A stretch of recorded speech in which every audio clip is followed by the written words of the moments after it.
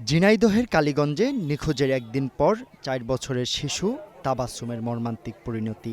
বস্তাবন্দি হয়ে মরদেহ মিলল স্কুলের অন্ধকার সেফটি ট্যাঙ্কে।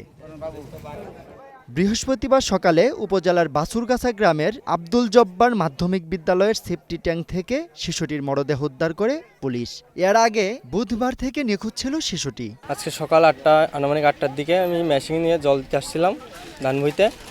আসে হ্যান্ডেল বের করার সময় দেখি যেটা বস্তায় রক্ত ছিল। তারপরে এক কাকাকে বললাম পুলিশকে ফোন দিতে, পুলিশ এসে দেখেছে একটা বাচ্চার লাশ। নিহত তাবাসসুম মহেশপুর উপজেলার ভৈরবা এলাকার নজরুল ইসলামের মেয়ে। জীবিকার তাগিদে পরিবারটি বর্তমানে কালীগঞ্জ উপজেলার 12 বাজার এলাকায় বাদেডিহি গ্রামে একটি ভাড়া বাসায় বসবাস করছিল। আদরের সন্তানকে হারিয়ে নির্বাক বাবা মা। 4টে বাজে এখনো খাওয়া দাওয়া হয়নি। তারপরে থেকে মনে করেন এই যে খোঁজা শুরু করি, আর কোনো খোঁজ পাই না।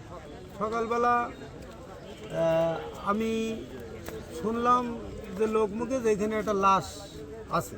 তো যাই হোক, শোনার পরে আমরা এই স্থানীয় লোকজন নিয়ে এখানে আসি। এসে তো দেখি যে এই অবস্থা। প্রাথমিক আলামতে এটি হত্যা বলে ধারণা করছে police.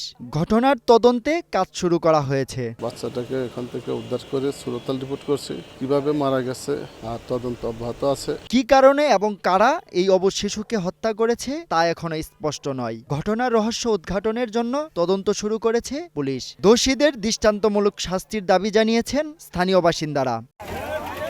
Zubair Ahmed, Green News desk.